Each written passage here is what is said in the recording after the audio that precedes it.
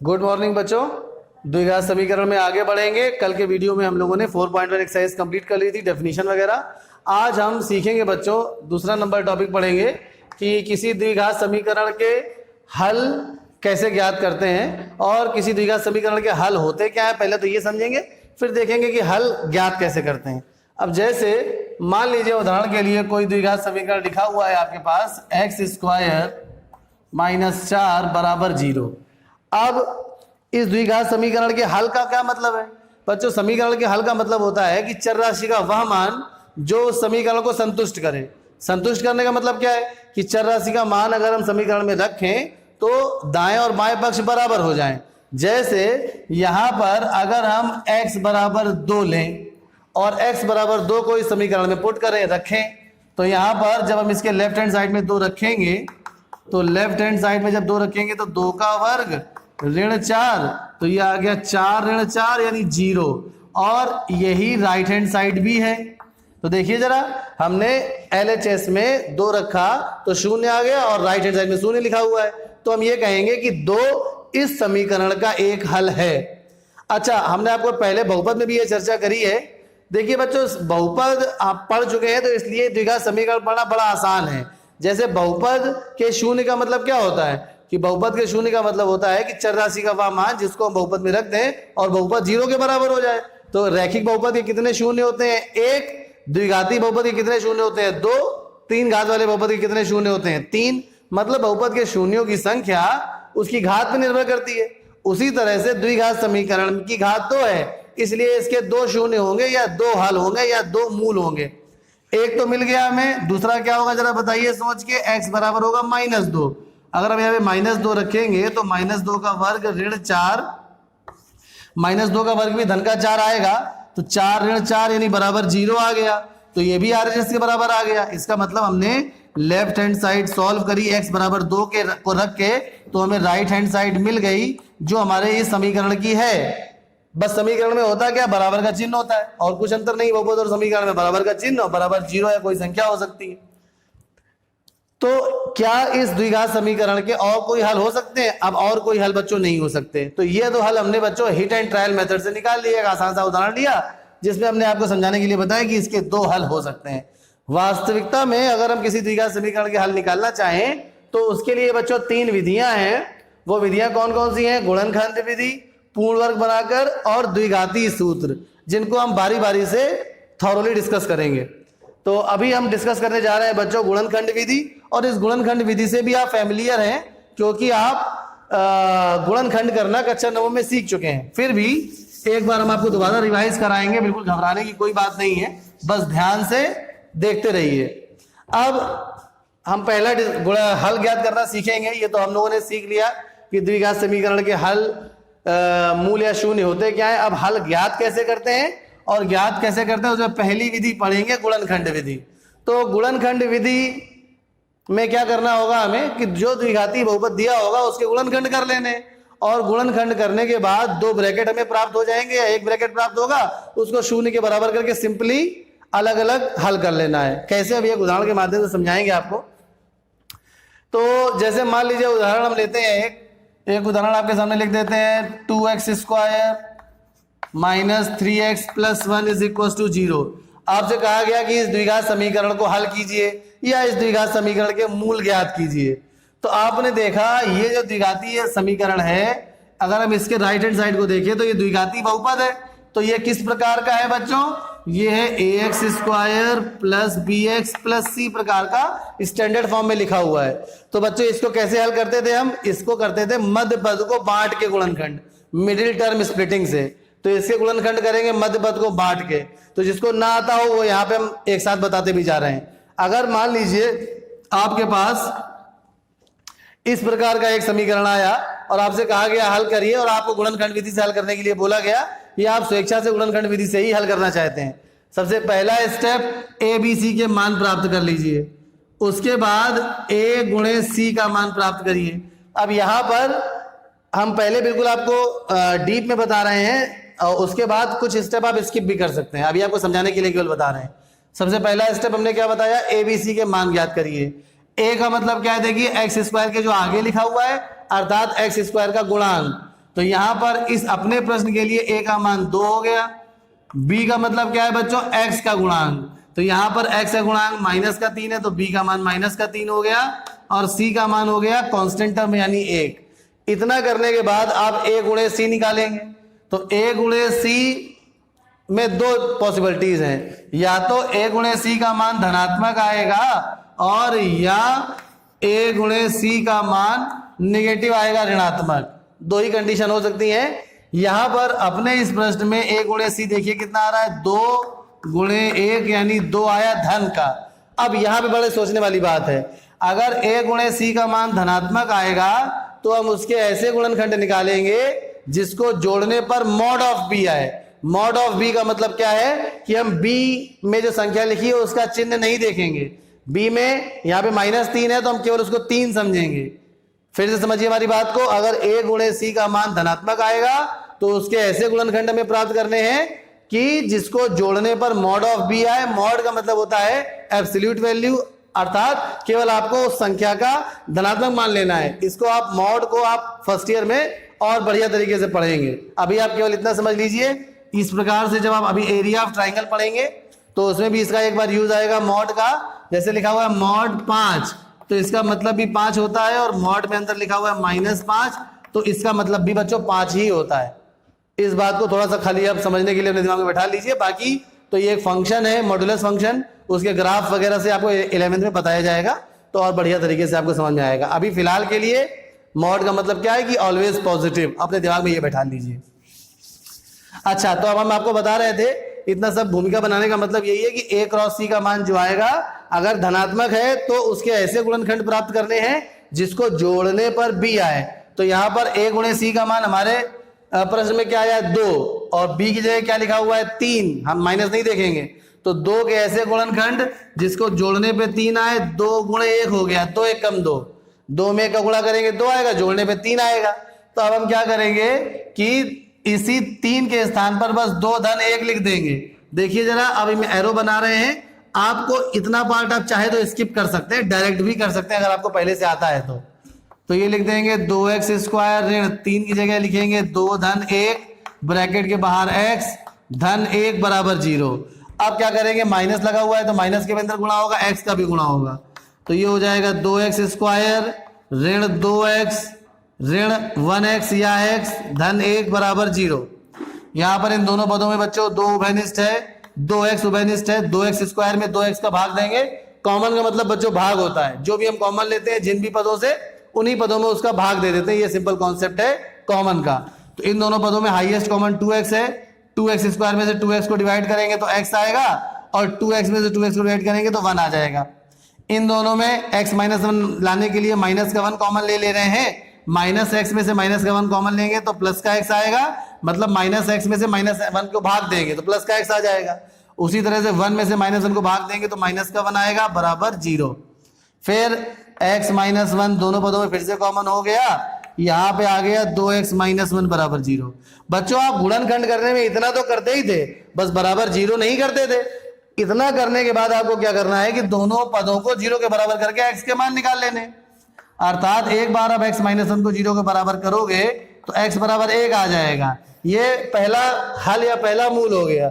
उसी प्रकार से दूसरे ब्रैकेट को 2x - 1 को आप 0 के बराबर करोगे तो 2x बराबर आ जाएगा 1, पक्षांतर कर दिया तो x का मान आ गया बच्चों 1/2।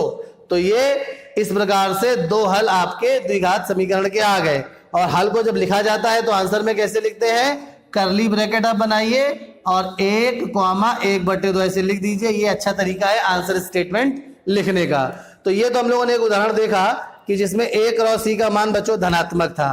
तो a क्रॉस c का मान अगर धनात्मक होगा तो हमें क्या करना है, a क्रॉस c का जो मान होगा, a क्रॉस का मतलब a मल्टीप्लाइड बाय या a गुणे c भी, आप जो भी आप समझे, तो उसके ऐसे गुणनखंड करने हैं जिसको जोड़ने पर b आए, b का चिन्ह नहीं देखना है। अब एक और उदाहरण ले लेते हैं जिसमें a गुणे c का मान बच्चों ऋणात्मक होगा। कॉन्सेप्ट यही है, आगे सवाल खाली बदलते जाएंगे तो आपकी बढ़िया तरीके से और प्रैक्टिस हो जाएगी। चलिए देखिए ध्यान से, एक अन्य उदाहरण लेते हैं, इसको वीडियो पॉज करके नोट कर लीजिएगा। ये आपके एनसीईआरटी बुक का एग्जाम्पल 1 था। अब चलिए बुक से ही हम 4.2 एक्सरसाइज का कोई प्रश्न ले लेते हैं। 4.2 के पहले का पहला ही ले रहे हैं। अपनी बुकें खोल लीजिए जल्दी से और उसमें से 4.2 के पहले का पहला प्रश्न क्या है वो देखिए। तो अब हम एक्सरसाइज 4.2 पहले का पहला भाग ये है आपकी बुक में x square minus 3x minus 10 is equal to 0। ये पहला प्रश्न है पहले का पहला। यहाँ पे भी वही बात ABC निकाल लेते हैं, 1 2 में हम आपको थॉरोली लिख के बताएंगे, फिर हम भी डायरेक्ट करने लगेंगे आपके साथ। A बराबर एक्स स्क्वायर का गुणांक 1, B बराबर -3 और C बराबर -10। उसके बाद A गुणे C निकालेंगे तो ये क्या आ जाएगा, 1 गुणे -10 अर्थात -10 आ गया। तो अब हमें A गुणे C के ऐसे गुणनखंड करने हैं जिसको घटाने पर 3 आए। A गुणे C का मान कितना आया, -10। तो A गुणे C का मान अगर ऋणात्मक आएगा तो आपको A गुणे C के मान के ऐसे गुणनखंड करने हैं जिसको घटाने पर मॉड ऑफ B आए, B धनात्मक रूप में जो भी है वो आए। अर्थात मोटे मोटे तौर पे आप ये समझिए कि A गुणे C का मान -10 आया है, अर्थात 10 के ऐसे गुणनखंड जिसको घटाने पर 3 आए। तो क्या होंगे जरा बताइए। अगर आपको नहीं समझ में आ रहा है तो आप प्राइम फैक्टर कर लीजिए, बड़ी संख्या है 2, और इन्हीं में से ही आपको गुणनखंड मिल जाएंगे। सबसे पहले इसको 2 से विभाजित करिए 5, फिर 5 से, इन्हीं में से ही गुणनखंड होंगे। आपको साफ साफ मिल भी गए। 5 में से 2 घटाएंगे क्या आ जाएगा, 3, 5 - 2 आ गया 3, और 5 दूनी 10, ये भी है। तो बस अब आप 3 की जगह क्या लिख देंगे, 5 ऋण 2। आप इसके बाद देखिए ये एरो आपको नहीं बनाना, आपको समझाने के लिए केवल हम बना रहे हैं। एक्स स्क्वायर -3 की जगह क्या हो जाएगा, 5 ऋण 2 ब्रैकेट के बाहर है x -10 बराबर 0। x के अंदर एंट्री करेंगे, एक्स स्क्वायर -5x, माइनस की भी अंदर एंट्री होगी, प्लस का 2x माइनस का 10 इज इक्वल टू 0। अब क्या करेंगे, प्रथम दो पदों में कुछ कॉमन नहीं है, मतलब एक कॉमन है, सॉरी x कॉमन है। इसमें भी एक्स स्क्वायर है, यहाँ x है। एक्स स्क्वायर में x का भाग देंगे x आएगा, माइनस के 5x में x का भाग देंगे माइनस का 5 आएगा। अब यहाँ पे अंतिम दो पदों में धन का 2 कॉमन है, 2x में से 2 का भाग देंगे x आएगा, 10 में से 2 का भाग देंगे 5 आएगा, बराबर 0। अब x - 5 पुनः कॉमन हो गया और यहाँ पे आ गया x धन 2 बराबर 0। अब आपको क्या करना है पता ही है, एक बार x - 5 को आप 0 के बराबर कर देंगे, 0 के बराबर, x बराबर 5, ये पहला हल हो गया। अगली बार दूसरे ब्रैकेट को x धन 2 को 0 के बराबर करिए तो x बराबर आ गया -2, ये हो गया बच्चों दूसरा हल। और आप ब्रैकेट में, कर्ली ब्रैकेट में आंसर स्टेटमेंट लिख देंगे। तो इसको भी आप वीडियो पॉज करके नोट कर लीजिए। इसी प्रश्नावली का बच्चों और सवाल आगे करते हैं जिससे बढ़िया प्रैक्टिस आपकी हो जाएगी। इसको भी हटा देते हैं जरा, और इसके बाद अब हम लोग करेंगे तीसरा भाग, उसमें अंडर रूट वाला है, तो आप जल्दी से बुक से नोट कर लीजिए फटाफट। तीसरा भाग 4.2 का पहले का थर्ड पोर्शन नोट करिए जरा।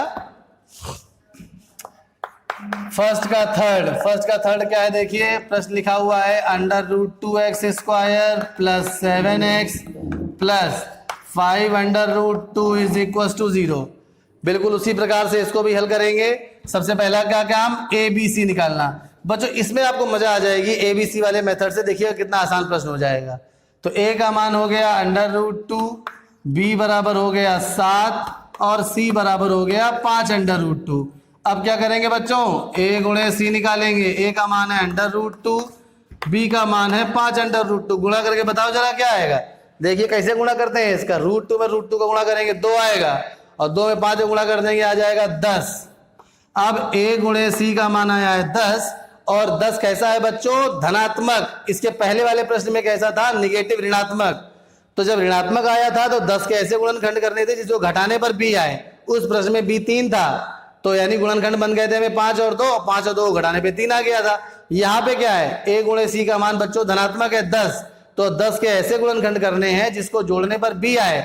इस प्रश्न में B क्या है, 7 है, तो 10 के ऐसे गुणनखंड जोड़ने पर 7 आए, 5 और 2 बस। तो गुणनखंड तो आप पहले ही निकाल चुके हैं, तो इसके गुणनखंड 5 और 2 होंगे, 7 की जगह 5 और 2 लिख देंगे। तो देखिए ये हो जाएगा √2x स्क्वायर धन 7 की जगह लिख दिया 5 धन 2x धन 5√2 बराबर 0।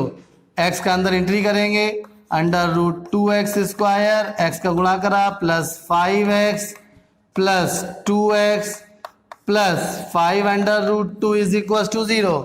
अब देखिए जरा बच्चों, यहां पर प्रथम दो पदों में क्या कॉमन आपको नजर आ रहा है? प्रथम दो पदों में कॉमन x है, तो x कॉमन ले लेंगे तो ये आ जाएगा अंडर रूट 2x और प्लस का 5। अब देखिए जरा यहाँ पे अंडर रूट 2x प्लस का 5 कैसे आएगा? इसके लिए आप ये जरा बात समझ लीजिए मोटी मोटी कि हम दो को क्या लिख सकते हैं? अंडर रूट 2 गुणे अंडर रूट 2 लिख सकते हैं, इसमें तो कोई दुविधा नहीं है।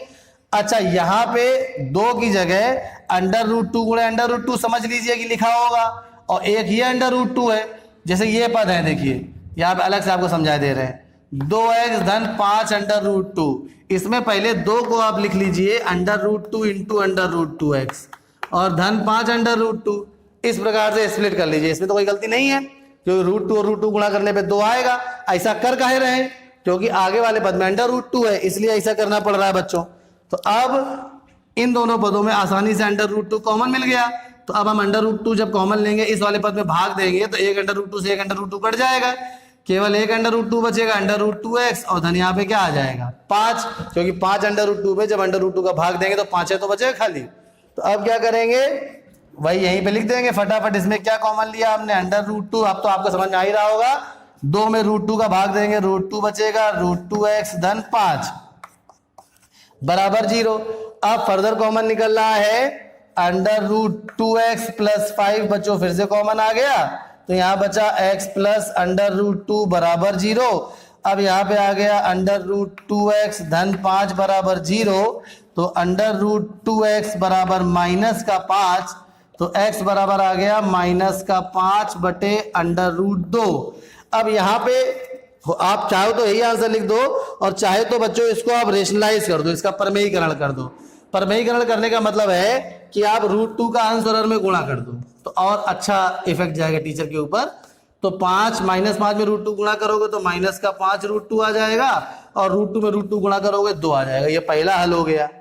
अब आप दूसरा हल निकाल रहे हैं, तो x धन अंडर रूट 2 बराबर 0, तो x बराबर आ गया माइनस का अंडर रूट 2। तो आपके जो दो हल है वो क्या हो गए? माइनस का 5 under root 2 upon 2 comma minus का अंडर रूट 2। तो इस द्विघात समीकरण के बच्चों ये दो हल आपको प्राप्त हो गए। तो इस प्रकार से ये अंडर रूट वाला सवाल भी आपका बच्चों कंप्लीट हो गया। तो अब क्या करेंगे, अब तो इस वीडियो में थोड़ा सा टाइम अधिक हो गया है, तो अब क्या करा जाए, इस वीडियो में इतना ही रखते हैं। उसके बाद अगले वीडियो में और आपको एक दो उदाहरण हम इसके कराएंगे, जिससे बिल्कुल धुआंधार प्रैक्टिस आपकी इसकी हो जाएगी। चलिए बच्चों, धन्यवाद। वीडियो पॉज करके सब नोट कर लेना।